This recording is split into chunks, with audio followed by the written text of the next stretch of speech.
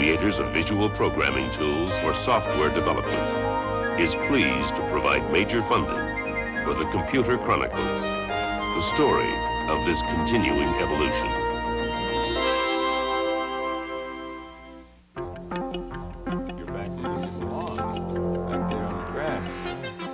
Welcome to the Computer Chronicles. I'm Stuart Chaffee, and this is Gary Kildall, whom I'm trying to beat in a game of Pong. Pay attention.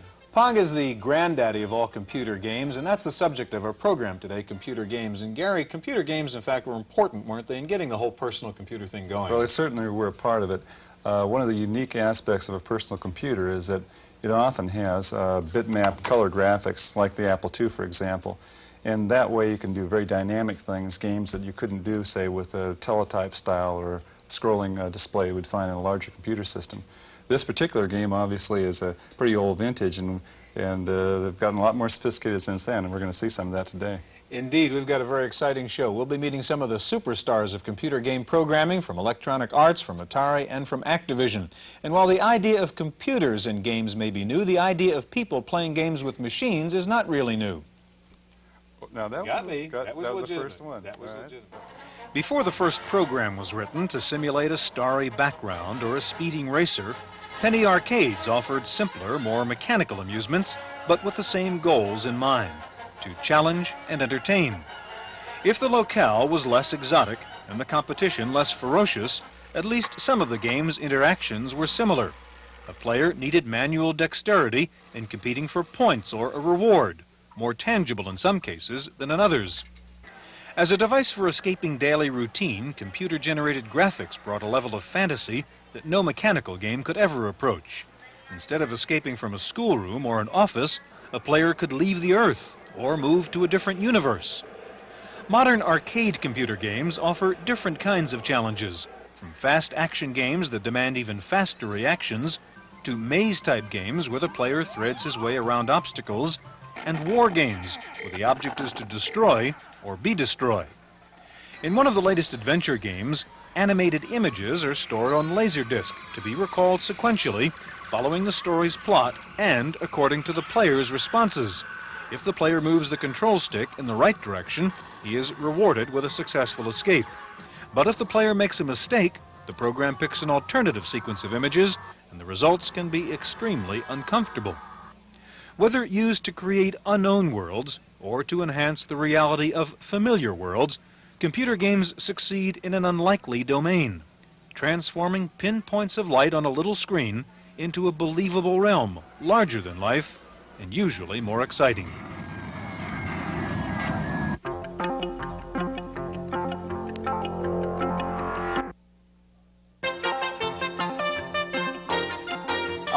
In the studio are Steve Kitchen, designer of an incredible new game, Space Shuttle, from Activision, and Chris Crawford, one of the top game designers with Atari. Gary? Steve and Chris, you both build computer-based games. Do you call yourselves designers or programmers? I call myself a designer because most of the sweat and blood I expend occurs in the design phase, not in the programming phase. I spend a great deal of time worrying about what my audience will experience in the game, and only towards the end of the project do I actually get down to writing any code. When you think about the design of the game, what are the elements of the game that make it interesting? Well, that has to do a great deal with what I'm trying to accomplish. I set a goal. I want a game to achieve a certain effect. I want to somehow communicate a message to my audience. That message then dictates the topic and the style of the game, the nature of the graphics, the feel. That's what the texture of the game that I'm trying to build into it. That's what I spend most of my time worrying about. Chris, you're talking more like a writer rather than a computer programmer. Steve, is that how you see what you do? That's basically what we are. We're writers. We're writing a book, a novel, creating a vicarious universe in this computer program. We have to model everything we want, put every small detail in. Very often, in my game, for instance, I had to do extensive research for 1.5 years to understand my subject before I could distill the important aspects out and then put them into this cartridge. Like a writer would. Exactly like a writer would. When a writer writes a book, the book is a vicarious universe. You read it and become part of it. It's the same thing. When you play these games, these programs, you vicariously become part of the universe that the programmer puts into it. Okay, you've got Space Shuttle up here, and give us a demonstration of how this works. Well, this is an automatic demo flight we're going to fly. This is a complete Space Shuttle mission from launch to landing. This is actually themed after the STS-2 flight back in November of 1981. We're starting off now at Cape Kennedy in the morning. The clouds are rolling by, the sun is coming up, and we're doing our countdown now. Now at T-minus 4 seconds, we're going to turn our main engines on. You're going to see the thrust indicators at the top of the screen there moving along. There we go. At T plus 3 seconds, the solid rocket boosters are going to turn on, and we're going to go through the clouds and off the pad. And there we go. Now, the aspect of the game here is to fly the Space Shuttle successfully into a 210 nautical mile orbit, doing all the control functions that an astronaut would really do, setting your yaw and your pitch, keeping on a trajectory line. At 26.2 nautical miles, the solid rocket boosters will jettison off. Now, this is a very important point of accuracy, is there's a yellow flash. There we go. This is something that wasn't noted until STS-1 when the first astronauts went up, that this actually happened. I had to find all of these details out about what you would experience if you were inside of the Space Shuttle and you were doing the flying, so that when you play this game, you feel like you've actually flown. Steve, it seems to me the incredible thing is this game is running on an Atari 2600, not a computer. How do you squeeze all of this into that unit? Well, it takes a lot of time programming, coding. You have to model the universe as you feel it should really be, and then you have to find how you can fit it all in piece by piece. You start off with the basic mission, and then you add features and you add the functions all along the way. When I finished the game, I was not happy with it, and I had an additional list of 146 separate items I wanted to put in that I still felt were important. I spent an additional 3 months finishing those off and getting them all in. I wanted this to be absolutely accurate and absolutely complete. And it you is. put this all inside of how big a ROM? It's an 8K cartridge. 8K cartridge. That's an incredible amount of... It took 13 months of programming, and a lot of that time was spent putting it all together. Now, we've just achieved orbit. There's your upstream rolling underneath. The external tank will jettison. There it goes. And we've docked with an orbiting satellite, which actually was themed after the Skylab. In fact, Dr. Ed Gibson did a review on the game, and he noted that it looked like you were trying to fly into his old nemesis in space. And then we do our deorbit, and we come in for a landing at Edwards Air Force Base. Now, one thing unique you did in adapting this game to the 2600 is using the switches in the 2600 as functional switches. How did you do that? And what we had to do was I had to throw out all the old ideas of what this machine would do. This was originally a video game console, so I said, look, all these switches are controlled by the computer. I'm going to redefine them to be computer switches. I'm going to control the main engines, the backup engines, the cargo bay doors, the landing gear, the sequence of information on the screen. It became so different that we had to develop an overlay to fit over the screen. We had to develop what's called a cheat sheet, which is just what the astronauts use. This gives you all the instructions that are necessary to fly your shuttle. And the instruction book is 30 pages long. And it gives you a lot of detail into exactly how to fly the space shuttle. And basically, it's a small flight manual. We provide a glossary. We provide drawings of the space shuttle, engine indicators. Here's a side view of the space shuttle that we provide. So really, you understand all about the space shuttle in order to fly this game accurately. You get a little pilot's license when you get through this? If you fly successfully, you receive a patch. And if you fly just as an astronaut would, you might get your wings. We're entering the Earth's atmosphere now, and you see we're getting the ionization cone that appears around the space shuttle. If you saw the movie The Right Stuff, you would see in the sequence with John Glenn, this is what the astronauts see in the window. This is hot ionized gas being superheated by the friction of the shuttle on the way in. We've even lost our signals. We've lost our altitude and speed information, and we've lost our computer screens. Steve, it seems piloting the space shuttle is very difficult to do, one would think. Can a kid or a normal person actually pull this off?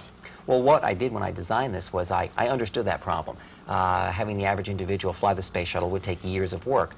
But I looked at how NASA trains its astronauts, and they start off, first of all, by giving them a lot of book exercises. They give them film strips of what it's like to fly the space shuttle. This is flight number 1. You're seeing essentially a film strip. You can pick up the joystick and take control at any time you want to, but you don't have to. There's a second flight called a training flight, and that basically is like flying in a simulator. You can make mistakes, you can make errors, and the computer will compensate, and it will let you know. And then flight 3 is the actual real thing. So you work your way up to flying the actual mission. You can get into it very easily, and then work your way up and finally try to achieve your wings. The interesting thing about this game, I think, is that it's an educational learning experience as well as... Vicariously educational. Right. You're not sitting there playing flashcards. You're learning about one of the most technologically advanced items today. There are the dual sonic booms that occur. The first one was the space shuttle. The second one was the chase planes. And we're coming in now at Edwards Air Force Base. When you get done mastering this game, you've effectively learned all about what an astronaut does when he's in orbit. So the next time you see a launch go off, you're going to know what he has to do, when he has to do it, and what he goes through. It's incredible. We need another minute or so before we land here. While we're waiting, Chris, let's talk about, your new game is called Excalibur. What is that about? Excalibur is a game of leadership. The concept, I wanted to express to people the ideas behind von Clausewitz's statement, war is the extension of policy to other means. That is, I was a little tired of war games that glorify war. So I wanted to show that war is something that sometimes cannot be avoided, but must never be entered into in a cavalier manner. And so really I was trying to teach concepts of leadership. And so in the game Excalibur, I make you as King Arthur. I give you the task of unifying Britain. Now, unification is entirely different from conquest. That is, you have to convince people of your authority. You have to convince them to follow you, and that involves more than merely brute force. Chris, we have a little bit of time left. Can you get Excalibur up on the screen and show us just a piece of that? This is the title scene to Excalibur, and it's does nothing more than give the title and set a tone and show off who did it. Mm-hmm. And this was designed to run on the Atari 800, or? Yes, I've cut it off. This was designed for the 800 with 48K and a disk drive. It's a huge game. It actually won't fit on the 800. It requires disk swapping. And so you bring in whole chunks of game at a time. It's actually 66K of object code. Very, very large game, all written in assembly language. Okay, well, if you've played Raster Blaster or messed around with Pinball Construction Set, you've been manipulated by the mind of Bill Budge, one of the premier game designers. We'll meet Bill and the president of Electronic Arts in just a moment.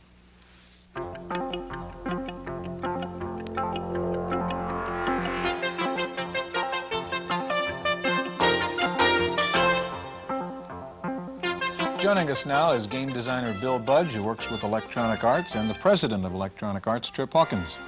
Bill, there's quite an array of games out here on the table. And what is it that makes a game successful, or what kind of factors go into the design of a game? It's really hard to, you can't ask people what they want to see on the computer and what kind of programs they want. I really think that a person writing a program has to have an inner conviction of something and write a program that they want to write and a program that they want to use. When I started writing this program, it was something I really wanted to do. I wanted to see it work. And where'd you get the idea for say? I always liked building things, and it was a funny indirect kind of process. I got tired of writing video games. I was really sick of playing them by this time. And I thought, well, it's fun to make video games. I still kind of like to write them, and I bet other people would really like to write them. You're talking about the Pinball Construction Set. Right. And this is kind of a nice game because it actually involves you in the construction of the game itself. It's kind of like a metagame. Is the success of that been pretty good in the sense that, is there a special segment that you're selling to as far as the construction set? Well, when you start out, yeah, you're looking to the really avant-garde computer users. It takes a while for the message to get out there when everyone is still discovering Pac-Man and a program comes along that's telling them they can build video games. Well, it doesn't register at first, but it's got a slow growth that builds up, and finally now we're getting very good results. So the game kind of craze dies out. This stuff's taken off. Mm-hmm. Trip, on the business side, what do you look for a successful software game? Well, I think Pinball Construction Set has a lot of the things that you look for, and that's why it's now one of the top 10 sellers in the country, according to Billboard magazine. We have a philosophy of having products that are simple, hot, and deep. Simple so that you don't have to read a lot of instructions. Of course, most people don't want to have to learn how to operate the computer. They want to just do things with it right away. And Pinball Construction Set, you can immediately play one of the pinball games that are included, or you can quickly make up one of your own, and it's very simple to do that, as I think Bill will illustrate. We also like to have products that are hot in that they should fully use the sound and graphics and other capabilities of the machine. And we also look for programs that are deep. In the case of Pinball Construction Set, you can make your own pinball games, so it has a lot of creative possibilities and allows people to control what they're going to make and interact with it and change it. And that's one of the things that extends life of the product and causes people to come back to it again and again. It'd be kind of fun to take a look at this. I'm dying. Dying to say. Go ahead, Bill. Okay, well, you know, this is a very simple sort of real-world idea. It's a construction set.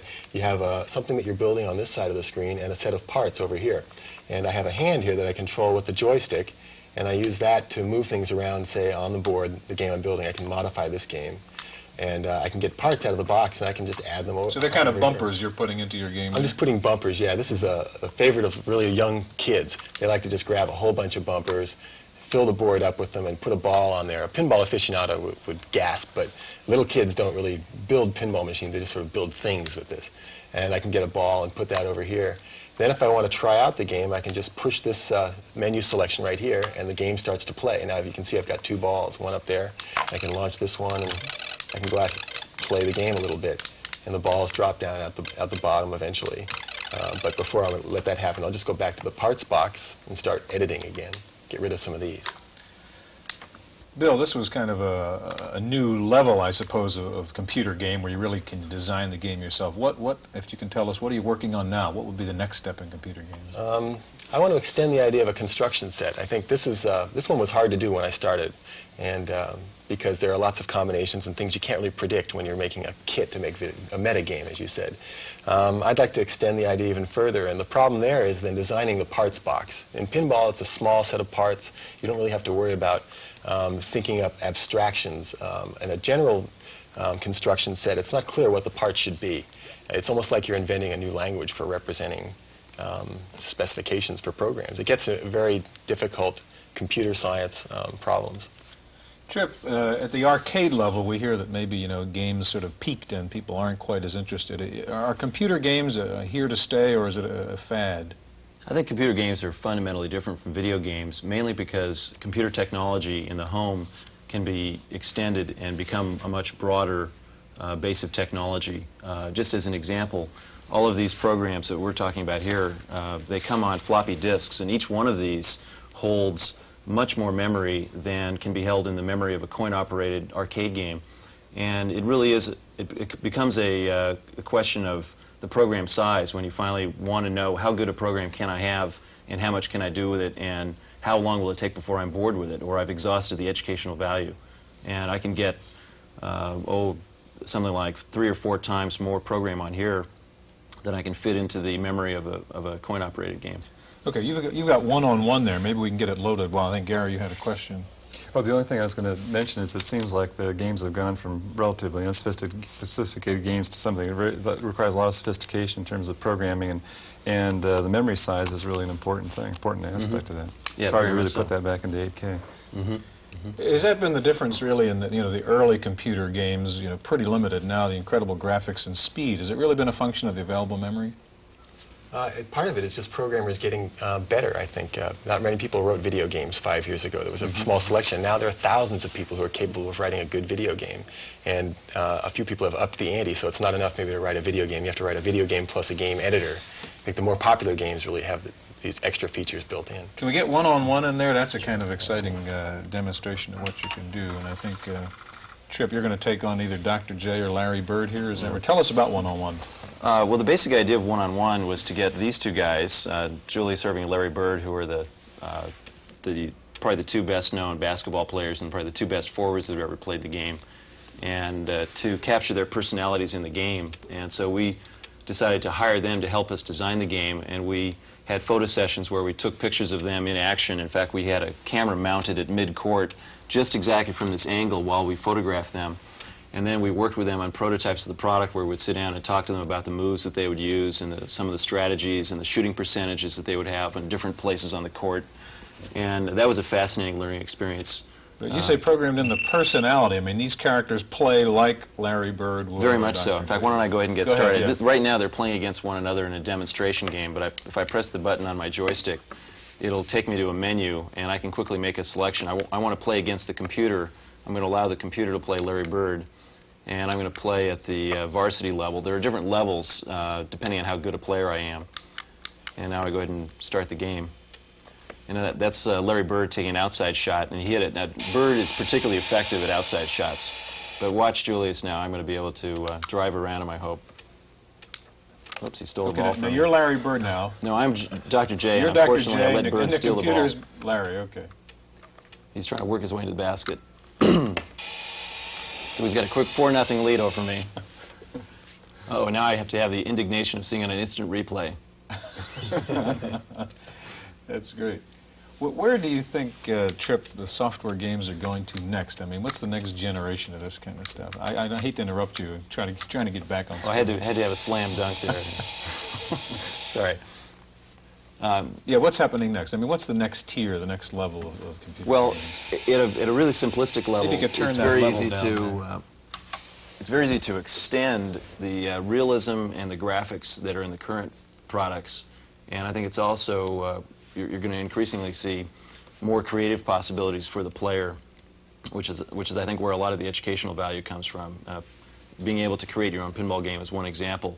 We've extended that with Music Construction Set to a product that is about music, and of course there are a lot of people that are really interested in music and interested in having their children learn about music, and it uses a lot of the ideas that Bill pioneered with the pinball construction set.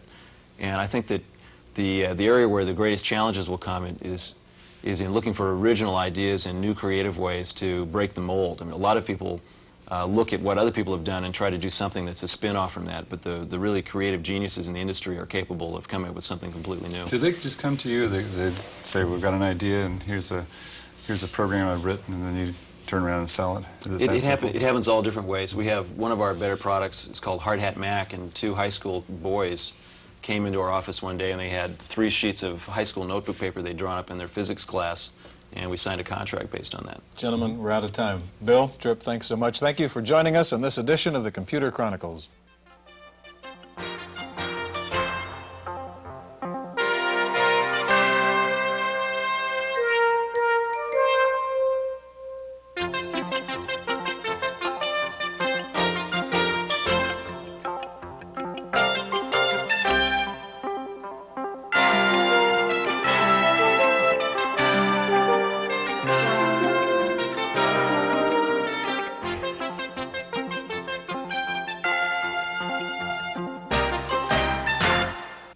Microfocus, creators of visual programming tools for software development, is pleased to provide major funding for the Computer Chronicles, the story of this continuing evolution.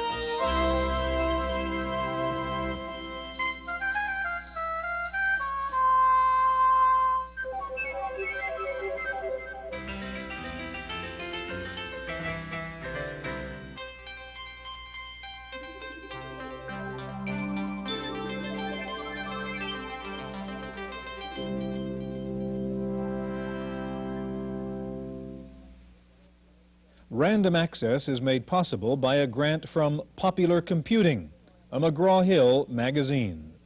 In the Random Access file, Hewlett-Packard has made another major move into the personal computer field with a new portable printer designed for the PC market. It is a non-impact inkjet printer with low noise operation, battery-powered, 150 characters per second, and an 11 by 12 character matrix. The price is under $500, and it will be available next month.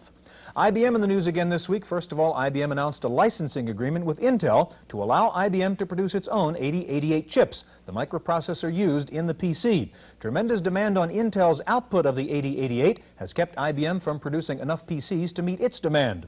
Perhaps more important, though, is the fact that Intel apparently also gave IBM the right to make its own 8286 chips, a much more advanced microprocessor, which analysts believe IBM will use in its new personal computer, codenamed Popcorn. With the ability to turn out the chips, it is thought that IBM may now be able to introduce the Popcorn this summer. The use of the advanced microprocessor will enable Popcorn to do sophisticated graphics and other complex integrated functions. Sounds like Popcorn may take on the Macintosh Lisa crowd. Victor Technologies, the high-flying hardware computer company which took a nosedive this year, may be bought out by the British firm Applied Computer Technologies. The would-be buyer indicated it might close down the Silicon Valley factory and move operations to Scotland.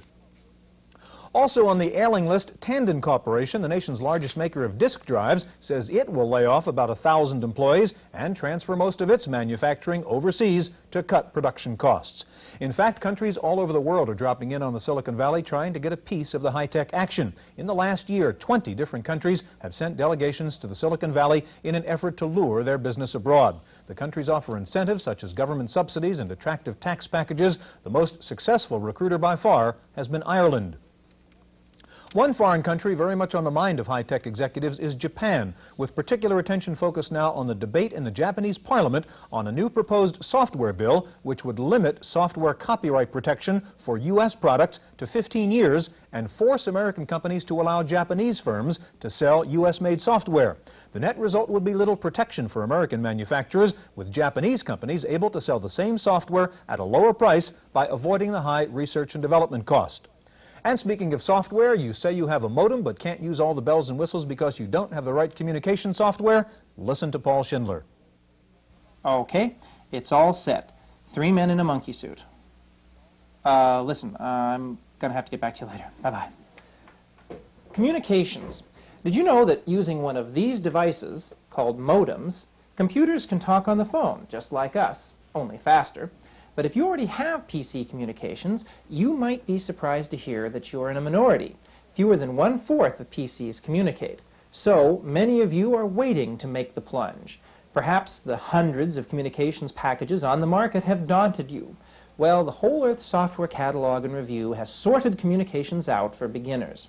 Now, if your computer runs the CP/M operating system, we suggest you consider MITE, or Modem 7. For users of the IBM PC, the best packages are SmartCom 2 and Crosstalk 16. PC Talk 3 is more limited, but then at $35, it's also the cheapest communications package.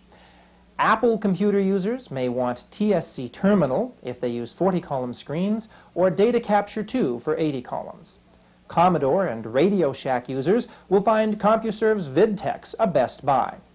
Now, there simply isn't time to get into all the wonderful things you can do once you have communications, but believe me, a PC on the phone opens up new worlds. Just ask someone who already has a modem. Call them, or call their computer. For Random Access, I'm Paul Schindler. Next week, Paul takes a look at Ken Houston's professional blackjack program.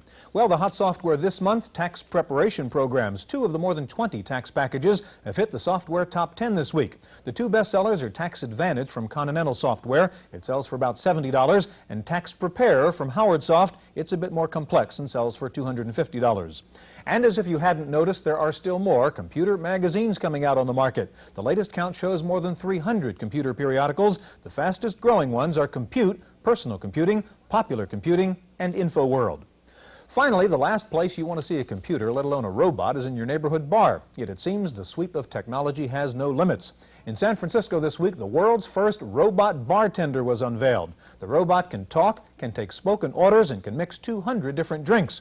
But on the first test run, when the waitress yelled out, "Give me a Bloody Mary and a beer," the robot knocked a glass off the bar and onto the floor and poured beer all over the counter.